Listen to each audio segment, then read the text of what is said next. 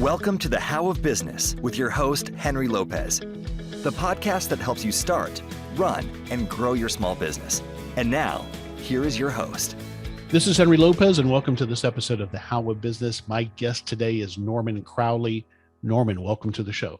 Good to be here. Looking forward to this conversation. You know, how do we come up with great business ideas? And as I've always been challenged with, is the idea the easy part, or is execution the harder part? And how do you determine if you have a good idea for a small business? Well, I'm fortunate to have and be joined today by an inspirational entrepreneur. Norman started his first business at age 16 and went on to establish himself various highly successful international businesses. He's still in business today. And on this episode, I'm going to explore the highlights because we'd spent hours and hours exploring every detail of his incredible journey, but his highlights of his fascinating entrepreneurial career. And then I'm going to ask him to share his thoughts and experiences on business ideas. To receive more information about the How of Business, including the show notes page for this episode, and to schedule a free coaching consultation with me, please text BIZ, B-I-Z, to 772-837-5700 or visit thehowofbusiness.com. So Norman Crowley is an entrepreneur and the founder of Crowley Carbon. Crowley Carbon is an engineering services company that specializes in helping manufacturing companies and commercial buildings achieve net zero carbon. He's also the founder and CEO of Cool Planet Group. Cool Planet Group uncovers the business opportunities in tackling climate change.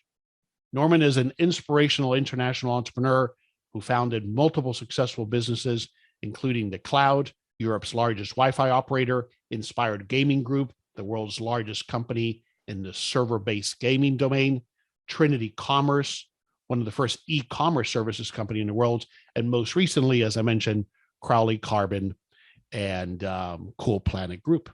Norman is among one of Ireland's top entrepreneurs and was nominated in 2011 Ernst & Young Entrepreneur of the Year. More impressively, I think he's recognized by his clients and colleagues as a consummate professional with a high degree of personal integrity, and he's known for a contagious passion for excellence, a talent for resourceful business solutions, and a capacity for motivational leadership.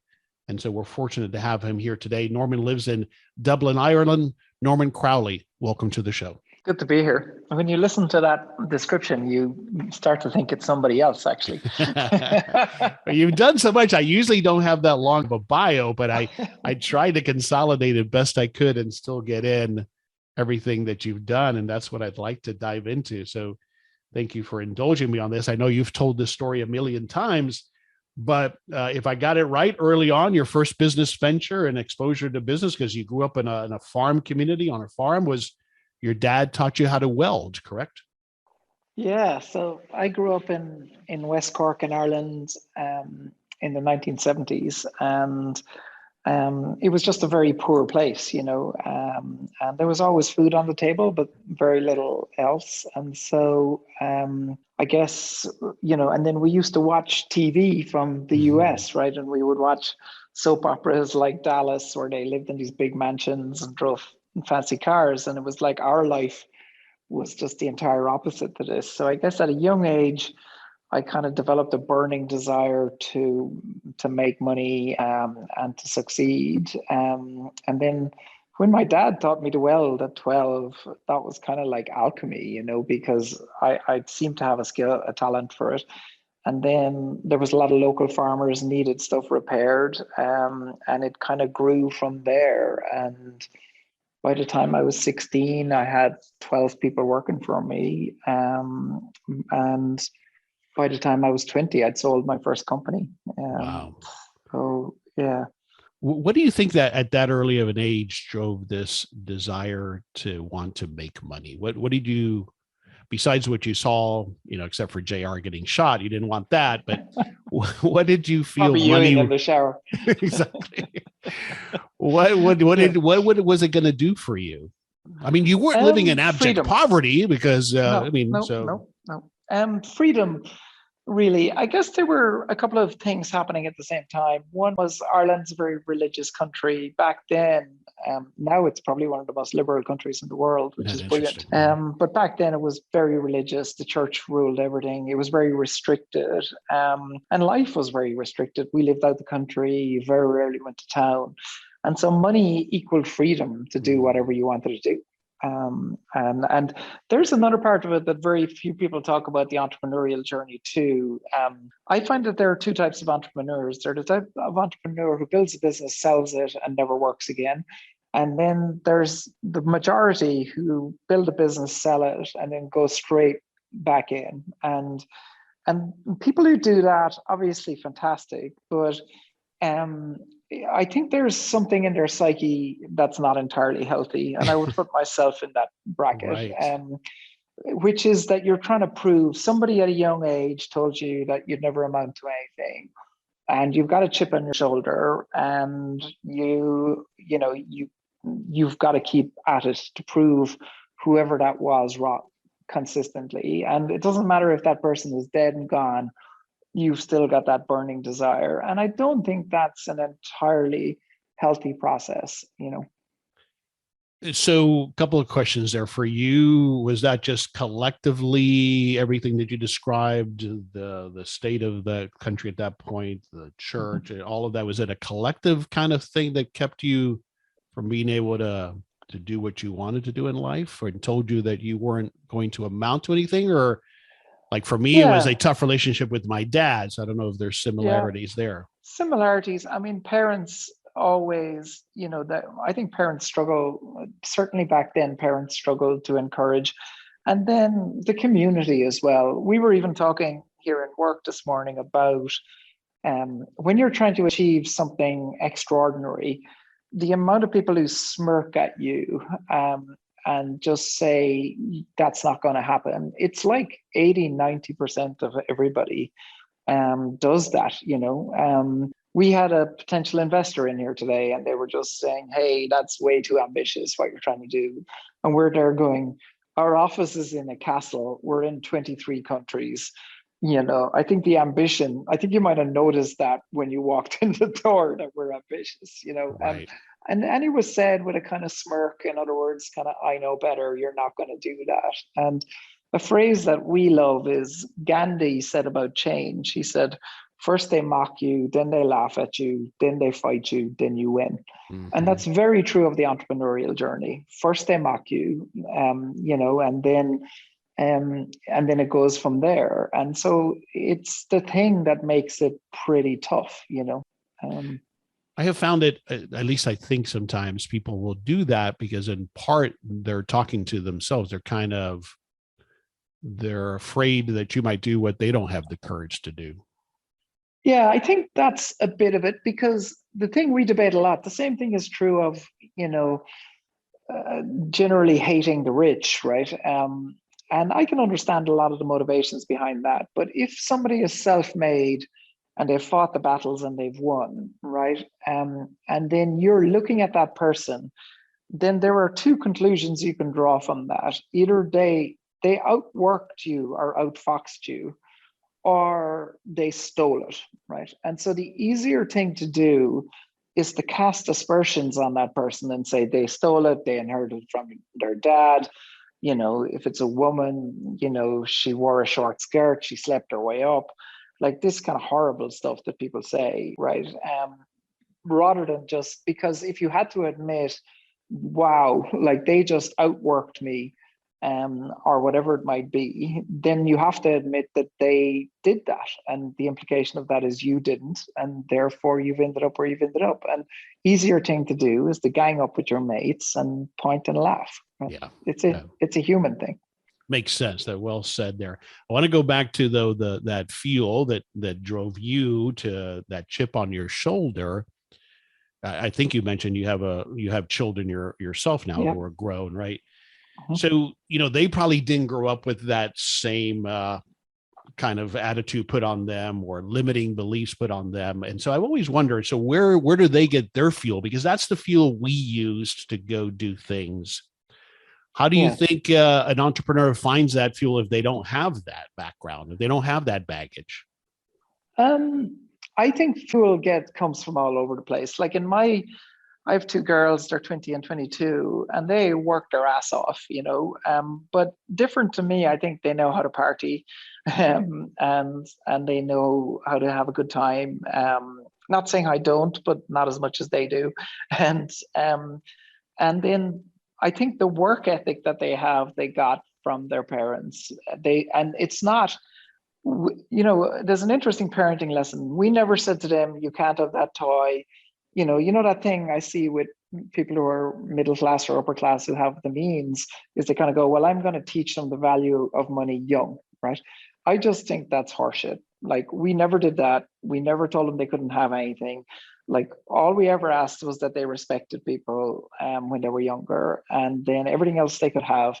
And they've learned the value of money themselves, and they worked their ass off. So I don't think that's something, but I wouldn't want them to have the same chip on their shoulder as I do, because I don't think it's kind of positive. Well, it's trait. never satisfied, right? It's a void that we can never quite Absolutely. fill. Yeah. Absolutely. And I know a guy, very close friend actually, who sold his business about 15 years ago. He sold his business for $2 billion. And he went off straight away and built another, I don't know what it's worth today, 7 or 8 billion bucks. And he cannot scratch that itch, and similarly with me. And it's not like you're unhappy. Like, I'm very happy and find joy in pretty much everything. But that itch, it's very hard on the family, because like my wife, she would like to sail off into the sunset now, and yet she's married to this guy who wants to conquer the world. Absolutely. Okay, so you did not go to university. What was your advice to your daughters as they were getting to that age? Go to university, have a great time, try to pass the exams if you can. Yep. The value you felt they would get was what? Networking, a continuation of the party. At that point, what you don't want at that point, 16, 17, when they're finished high school and they're going into college, is, say 17, is I just didn't want them to work. I wanted them to go meet new people, have fun, yes, learn a bit, but really get a network and of people that get experience of life, that kind of thing. And I'm quite close to colleges, and we work with universities on R&D and stuff. And look, people don't really learn that much in college, and that shouldn't be the and a lot of what they learn isn't that useful. It's really good for engineering and stuff like that, because you can do a calculation about the specific heat capacity of water, right? But not so good. A lot of it is just stuff you can read on the internet in 30 seconds, Yeah. But the bit of it that's fantastic is just that life experience of college and freedom. Like, my daughter is in Northeastern at the moment, and she's just living, when she grew up in Ireland, she watched those TV shows about kids in college and all that. And now she's going to frat parties and doing all that. And I love that she can experience that. Yeah. It was the same thing I wanted for my daughter. She graduated last year. So she's a little bit older than yours. She's 23. If she listens to this, she's not going to be happy with me that I had to pause on her age. But yeah, that similarly, I think also, and I think you touched on it, I think they do still hopefully learn how to learn a little bit. So there's a little bit of discipline there that comes with it. But yeah, I agree as well. But going back to the networking thing, it seems to me like that's one of the hardest things that for me has been to impart and communicate to younger people how important that is. How do you share that, the importance of networking? And did you get that early on? Did you understand how important it was, who you knew, and how that could translate into opportunities? I did. I mean, I don't think it was called networking, and I kind of don't like the word networking either, because when people aren't used to it, what they do is they go to a networking event, and they think networking is talking to as many people as they possibly can in an hour, right? And that just makes you an insincere asshole, right? Like, what we tend to do is if I met something like that, I would rather a deep conversation with one person for an hour, and somebody who shares our values or whatever. And I think that's it. I think the thing I learned later in life is that it's very important to have a mission, and that the bigger that mission, the better. And that helps a lot with networking because people align with that mission and want to contact you. For instance, Richard Branson is a friend of mine, and I wouldn't call Richard for a tennis game. Two reasons: I'm not that good at tennis, but also it would be trivial. But I can easily call Richard about something about climate change. If I want him to attend an event or say something, then he will do that absolutely no problem. And I have no problem asking him because it's for the wider mission. And I think it's very easy to build a network if you have a clear mission, and you communicate that to the world. Mm-hmm. Yeah, no, that makes sense. Great advice there. All right, let's start moving forward. You sold the welding business at age 20, and that's when you segued into technology. You always had a passion for that, had kind of applied some technology to the welding, and that's what brought you to Trinity Commerce, right? Yeah, so I guess, again, a lot of it is kind of inspiration from the wider world of television. But when I was a young kid, all the cool kids seemed to be computer guys because at the time software was a new thing and computers were cool. And you had all these great movies about it. And so I used to program when I was like 12 again. And so I always wanted to do that. And so when I sold the welding business, I just set up a technology company, didn't know anything about anything. And first of all, we started selling computers to small businesses. And then we started selling computers and software to small businesses. And then in 1995, we saw the internet for the first time. And it was just one of those moments where, we've had a similar one recently with electric vehicles a couple of years ago, where when you just experience it, you just know that you have to be involved in that. And so at the time, that was the internet. And then we were one of the first e-commerce companies. And so by 1999, we had 170 people. We were operating in the US and in Europe. And we were doing work for everybody from Time Warner, AOL, through to kind of William Hill in the UK. And we were doing proper transactions on the internet when nobody else was doing transactions. And then in 1999, two telecoms companies were floating. They both needed an e-commerce play, and the bidding war kind of erupted between the two of them for our business. And so in 99, we sold out for all cash, no earn-out deal, which is incredible if you can get away with it. Yeah. And that was the deal that was almost a much bigger deal, was it not? No, that happened about 10 years later. That was the gaming. That was the gaming. Yeah, this one was kind of just, but I retired. On the back of this one, I retired. This is when you retired, and then that lasted a couple of weeks, I think it was. Yeah, three months it lasted, right? Yeah, that's right. In fact, I think the trouble started after 3 weeks, but it did officially last 3 months. And then, because I guess after about 3 weeks, I started looking for the next thing. And then William Hill was a client of ours in the internet company. And I was meeting somebody from William Hill in London that I knew. And I was in one of the shops, and I just saw this opportunity around gaming machines. I couldn't understand these gaming machines were just real-based, unconnected pieces of furniture, really. And the things that we found in traditional arcades, you're talking about, like a Pac-Man machine? No, even worse than that. So what they had in the UK was these things called real-based slots. It's like what Vegas used to have before video machines. And this was 2001, right? And so we started talking to the guy in William Hill, and I just said, why don't you have a broadband connected machine that you can download games to? And he said, oh, people don't play those. And I was like, but people play them all the time in Vegas, so it doesn't make any sense to me. And he was like, yeah, but here's different. And we were just like, here isn't different. It's just nobody's built a proper machine.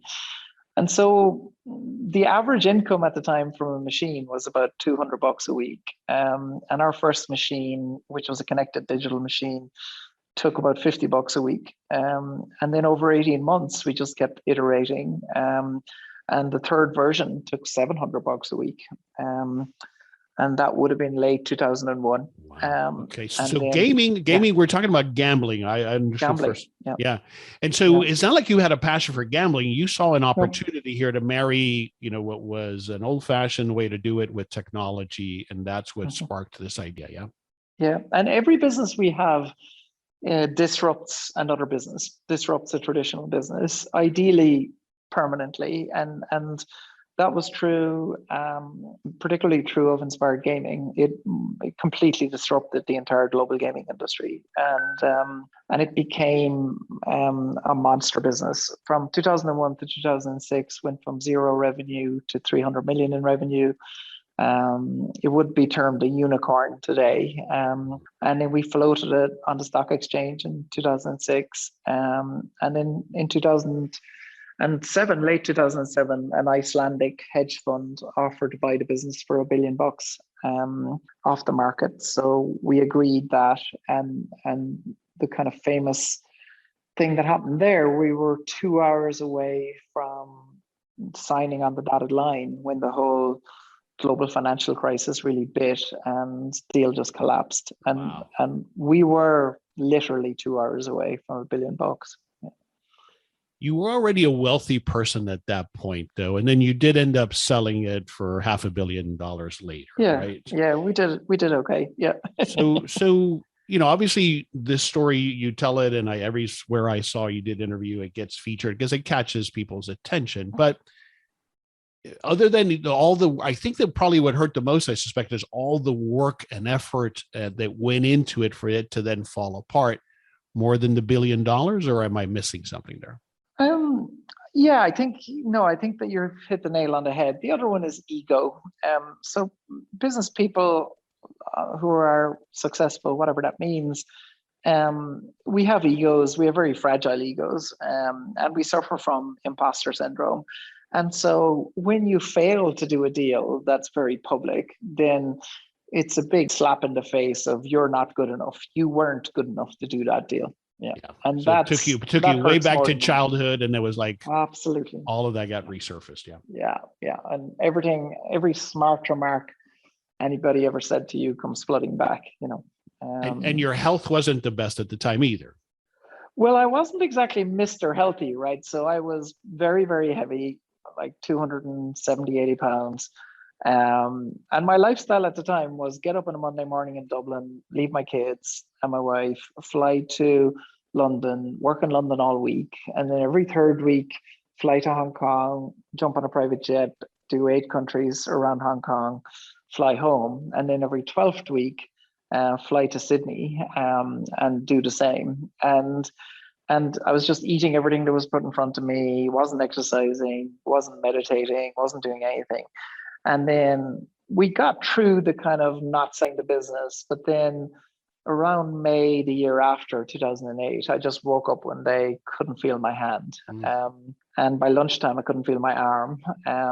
And people went to specialists. They thought it was either very serious or semi-serious. Some people thought it was ALS. Other people thought it was motor neuron disease. And it turned out just to be like the worst dose of stress that anybody had ever seen. Wow. And so I started to rebuild, then kind of lost an awful lot of weight, exercised, like learned the ropes basically. And today, we would have, certainly among our executives, we would have this kind of reasonably strict rule base, which is, diet, exercise, not so much policing people's diet, but healthy living, exercise, meditation, or some kind of spiritual practice. And that kind of stuff is encouraged, because that's, if you're going to, the stuff we do in business is kind of like training for the Olympics, right? And if you're going to train for the Olympics, no point in nipping into McDonald's every day, right? It's got to be, you got to stick to the rules. And that transformed my life really. And now today, a lot of the guidelines that we would give, or if somebody is in crisis, some kind of mental health crisis, then we would basically go through the checklist with them. Are you exercising for more than 30 minutes every day where your heart rate goes over 100, right? Do you have some kind of spiritual practice, that meditation or some prayer if you're religious, that is longer than 20 minutes every day? And then are you eating a lot of greens and avoiding crap in general? And you find that when somebody is having a mental health crisis, they very rarely get 2 out of 3 of those, never mind 3 out of 3. I see. And now now this has become cultural within your organizations, if I'm Very understanding. much so. Yeah. Very much so. Okay. Yeah. So did getting healthy, was it in part what created this focus on climate and environment, or was that there prior? How did you come now to this focus? Yeah. Well, when we were along the way, of course, it's never good enough to set up one business. We always have to set up 2. So while we were going from 0 to 300 million in revenue between 01 and 06, we didn't feel like we had enough on. So I bumped into a guy called George Polk, who's quite legendary now. And George and I concocted this idea to set up Europe's largest Wi-Fi operator, called The Cloud, and we became very good friends. And he was obsessed with climate change and still is, and now he's become quite famous in the world of climate. And he was always on about climate change. He'd invite us over to his house and we'd do dinners about climate. And so that was where the bug got me. And when we sold the business for $500 million in 2008. And then because I have this disease where I have to start another company, we just said there's no point in setting up another business that buys something for $1 and sells it for $2. We need something that's going to have an impact on the world. And so climate change was the obvious. And that was the beginnings of Cool Planet Group, which is now, become quite successful. Yeah. Fascinating. So, that I've been touching on it, but I want to start deeper diving here on how you come up with ideas and make decisions about pursuing an idea. And so far, what I've heard is a lot of it is what inspires you, and television, American television in particular, had that early inspiration. But then if we go back to the gaming business, you saw an opportunity there to apply technology. It had to be something you seem to look for things that are disruptive. Now, of course, it's this focus of having an impact on the world. Yeah. So it seems like, and I've had a similar, but at a much smaller scale situation for myself, where I consider myself an opportunistic entrepreneur. Would you say that that's been a same approach for you as far as business ideas?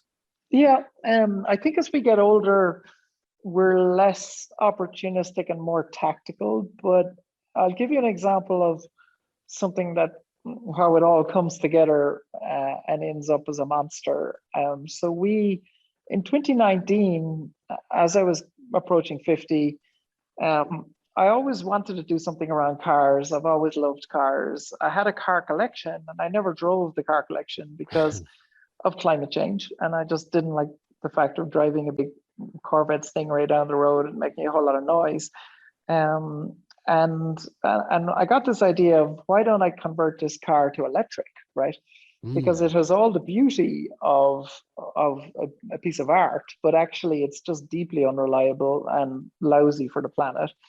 And so we built a business called Ava that started doing that. And people kind of slagged us off about it because they were saying, well, this is never going to become a big business because it's just one art project after another. In fact, that thing we were talking about first they laugh at you, then they mock you. Like right. We did some market research on that at the time, and like 95% of people interviewed said they would never drive an electric classic.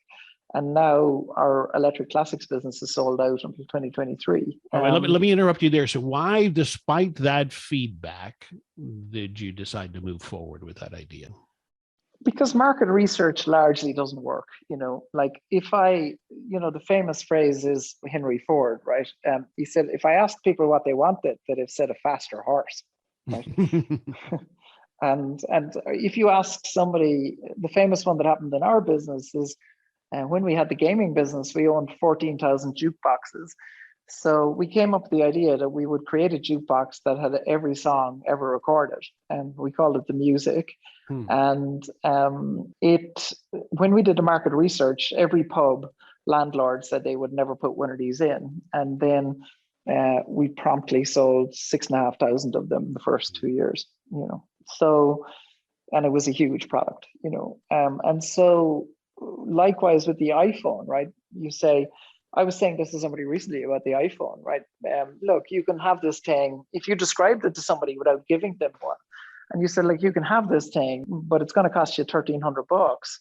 People are like, I'm not paying $1,300 for that. But now we can't live without it, right? This is Henry Lopez, pausing this episode for a moment to tell you about my trusted service partner for business franchises, Giuseppe Grammatico, the Franchise Guide. Giuseppe is a franchise consultant who helps his clients find financial and time freedom through small business franchise ownership. If you're listening to this podcast, then you are obviously interested in starting your own business, but perhaps you're not interested in starting a business from scratch.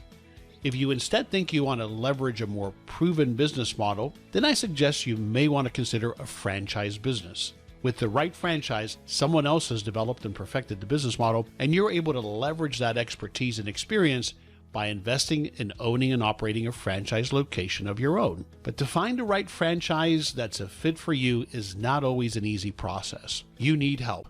And I recommend Giuseppe Grammatico, the Franchise Guide, to help you consider franchising and find the right one for you. And remember, as a franchise consultant, Giuseppe's fees are paid by the franchise company you choose and not by you. I trust and personally recommend Giuseppe, and he is currently helping me as I search for a new franchise business to launch. Visit thehowabusiness.com for more information and the link to schedule a free franchise consultation with Giuseppe. And when you connect with Giuseppe, just let him know you heard about him on the How a Business podcast. All right, so that leads me to this question, a bunch of questions, but is it the idea, or is it the execution, or is it both? It's the execution. The idea is kind of like, so, and this will give you the example of it's not the idea. So then we had an electric art business, right? Converting beautiful cars and selling them to richer people. But it's not a big business, and it's not really solving climate change. You could argue it's inspiring people to solve climate change. But then we get a bit of a reputation for doing it. And then a mining company approaches us and they say, hey, will you convert one of our light vehicles that drives around the mine to electric? And we were like, sure, but why do you want to do that? And they were saying, well, by 2025, we need to convert 13,000 of these to electric, right? And then, so we do one, and then we discover that they need charging infrastructure, and they need renewable energy, and they need safety, and they need all the other stuff we do. And another $1 billion opportunity was born. Now, we didn't come up with that idea. Like, somebody approached us and just asked us to do it. And so, but then once, back to what you were saying about opportunistic, once somebody offers you that opportunity, then the opportunistic side comes in, because you can link it to something else you're doing or whatever and make it into something. And that's, you said that's when you become more tactical then? Is that what you meant by that? Yeah. And execution, then back to that, right? Execution is all about team, and team is the hardest thing. Okay. Because, you set up a business, it's a bit of a lonely pursuit. So it's always nice to do it with a partner. So then you've got a business partner, then the business partner turns out to be a bit of an asshole. Then you've spent years arguing with that person. And then you're building a team, and you think the team is going to be amazing, but then the team turns out to be not amazing. And really, execution is about having a team of ninjas. And in our group, whether it's our personal family office businesses or our Cool Planet group, the executives are spectacular. Like, every single one of them, not just the executives, but the managers that report to those executives.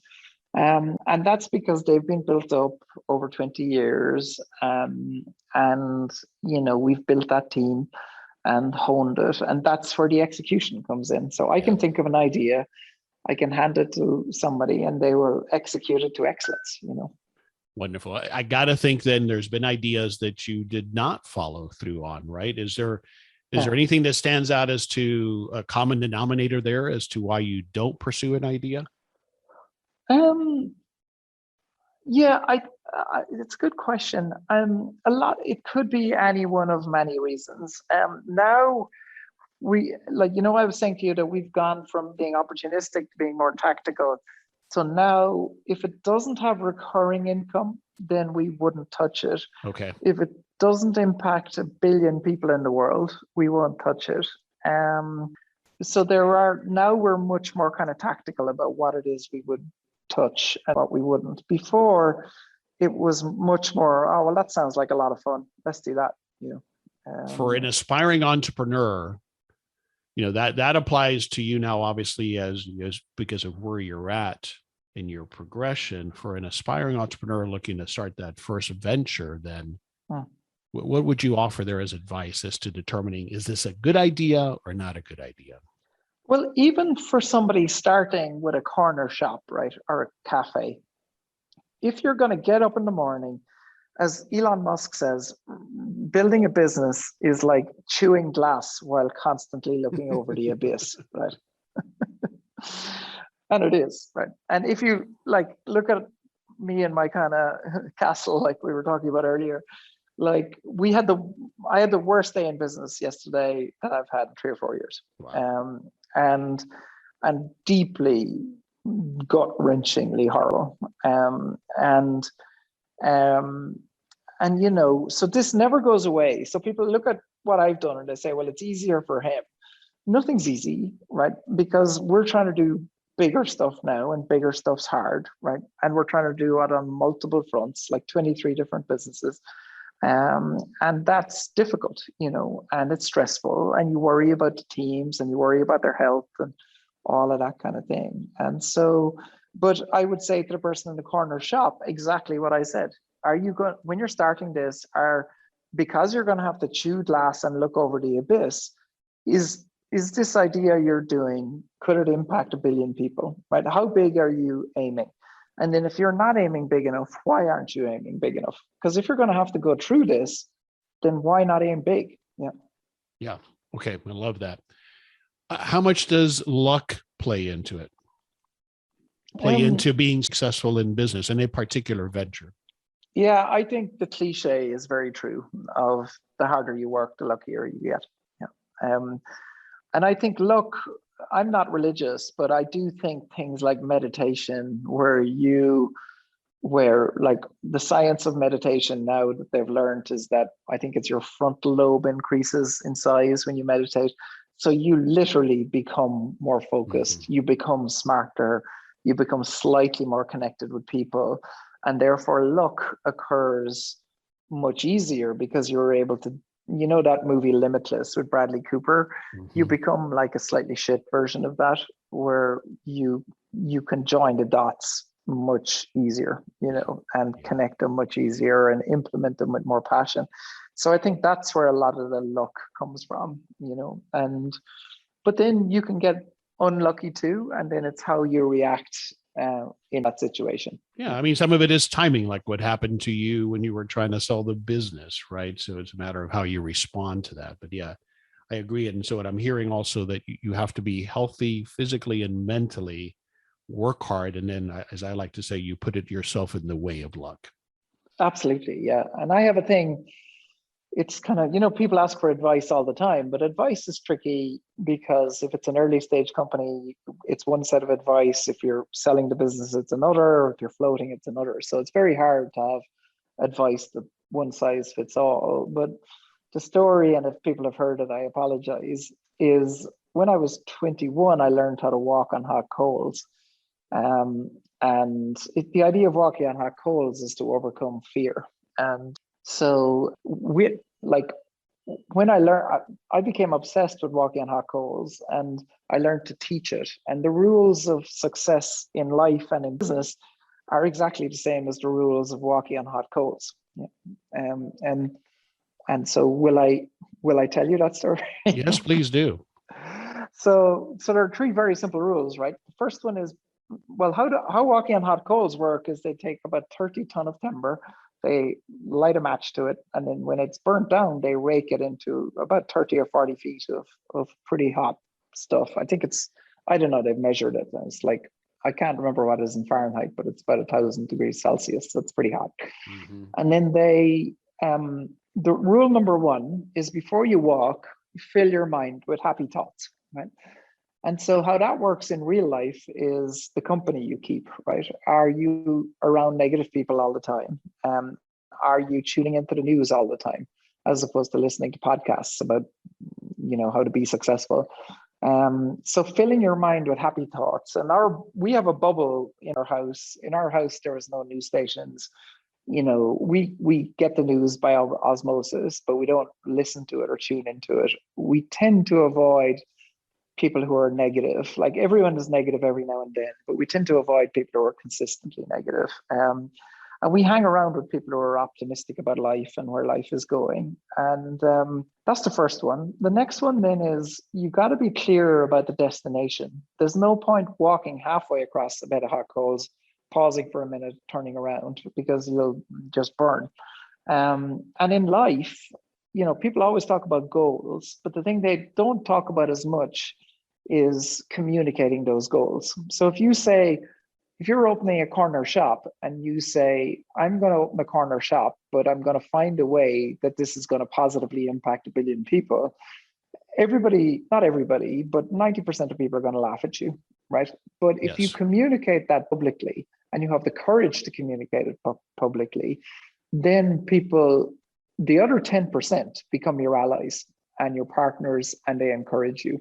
But if you don't communicate it, if you just write down a goal and you don't communicate it, then nothing happens, right? Communication is the activation of it, but communication takes courage, because people will mock you and laugh at you, right? And you have to get through that, right? So that's number two. And then number three is keep walking, right? So when you're walking on hot coals, you keep walking, right? Because that life is tough, right? And business is tough. And you just have to keep getting through it. And, people look at me and they kind of go, well, you have it easier. No, we don't have it easier, because every day we work harder than we did the day before. But if you keep walking, you will win. Yeah, you could argue that for you, that those coals are even hotter, or maybe it's even longer, however you want to stretch the analogy. Yeah, well, they're certainly more it's public. Still hard. Yep. Yeah, more public, exactly. Yeah, wonderful. Thank you for sharing that story. So many different takeaways there. And you're right. It's such an inspirational analogy for what we do in life and in business. In particular, the courage part, Norman, because, what I have found is that when we go into business, it's an expression of ourselves. We're creating something. And as you have expressed a couple different times, when we put that out into the public, that's a very exposed thing to do. Yes. And it gets represented in whether our business has success or not, people show up or not, or they ridicule us or not. And we take that personally as entrepreneurs. So we have to have the courage to put ourselves out there anyway. Yeah. Yes, absolutely. And that's, and I would never say I'm a courageous person, but over the years, I have become more courageous. But you are. Yeah. Yeah, you are. All right. What have we not talked about related to Crowley Carbon or Cool Planet Group that you want my listeners to know about what you're doing with those organizations? Look, what we're trying to do with those organizations is, the way you solve climate change is you fix energy, transport, and food. And those businesses all work in that area. Crowley Energy, Carbon, transport, and food, you said? Food, and replace food with meat. And that doesn't mean becoming a vegetarian. It means fixing the meat problem in one way or another. And so we do the three of those things. So Crowley Carbon, big player, 23 countries in energy efficiency, mainly for factories, big software platform to go along with that in this Internet of Things space. Then Ava makes the sexiest cars on earth. And with that, we work with some very famous designers, including Peter Brock, who designed the Corvette Stingray in 1957. Wow. Yeah, and that's a very cool company. And then we're just starting something now in the food space that's going to disrupt meat. And we haven't announced that yet, but it's in this area called cellular agriculture, or precision fermentation, which is basically where you can grow meat in a vessel rather than growing it in a four-legged animal. And that's what Cool Planet Group does. And people can find out about us at coolplanetgroup.ie, or I'm on Twitter at Norman Crowley 1, the number 1. And I kind of post a lot of stuff on Twitter about what we're up to and the stuff kind of behind the scenes look at what we do. Yeah. Wonderful. Thanks for sharing. Inspirational. Is there a book that comes to mind that you would recommend? Depending on your flow, there's a couple. Tony Hesh's Delivering Happiness. Tony tragically died last year, but Tony Hesh wrote Delivering Happiness, the story of Zappos, which, is brilliant when it comes to the entrepreneurial journey. Another one is The Hard Thing About Hard Things by Ben Horowitz, on a similar vein. And then if you're into climate, most mind-blowing one I read or listened to actually in the last year is called Blowout by Rachel Maddow. She won a Grammy for it actually, and it's really just a mind-blowing story about the oil industry and the green technology. And it reads like a thriller, really? But it's actually a true story. Yeah. I have not read that, so thank you for that recommendation. I've read Delivering Happiness and The Hard Thing About Hard Things, but not Blowout. Yeah, I love business books that tell the truth as opposed to bullshitty ones that make it sound really easy, because it's not easy. Yeah, I'm with you there. You had chatted about that in another interview that I listened to. Some of those early business books in the 80s were all about, egos and about how everything was great. So I agree with you. So much more that you can learn from the mistakes, which is part of the process. I'll have links to all of these books in the show notes page at thehowofbusiness.com. Norman, we'll wrap it up here, sir. What's one thing you want us to take away from this conversation? So we've talked about a lot of things, but specifically on this idea of business ideas and keeping it in a perspective of someone who maybe is looking to start their first business. What's one thing you want us to take away about this idea of coming up with an idea? Yeah, I don't think the idea is all that, to be honest. Think up anything, because this word pivot that everyone uses now, you can pivot the business into whatever you want, right? Just begin, right? Or people say, well, I don't have an idea. Just begin with the stupidest idea you can think of, because the customer will fix your idea very quickly, right? Just put it in front of them, they'll fix it, right? You may not enjoy the process of them fixing it, but they'll fix it. It's much more about execution than the idea. Brilliant. That's been my experience as well. Thanks for sharing that and putting it so succinctly. Tell us again where you want us to go online to learn more. Yeah, so coolplanetgroup.ie, because we're an Irish company, and then Norman Crowley 1 at Twitter is my handle. Wonderful. Norman, I could have this conversation for hours if you would have indulged me, but I want to respect your time. And thank you so much for being so transparent, for sharing, for the inspiration. Thanks for being with me today. Thanks, Henry. This is Henry Lopez, and thanks for joining me on this episode of The How of Business. My guest today again was Norman Crowley. We release new episodes every Monday morning, and you can find us anywhere you listen to podcasts, including Apple Podcasts, Google Podcasts, Spotify, or at our website, thehowofbusiness.com. Thanks for listening. Thank you for listening to The How of Business.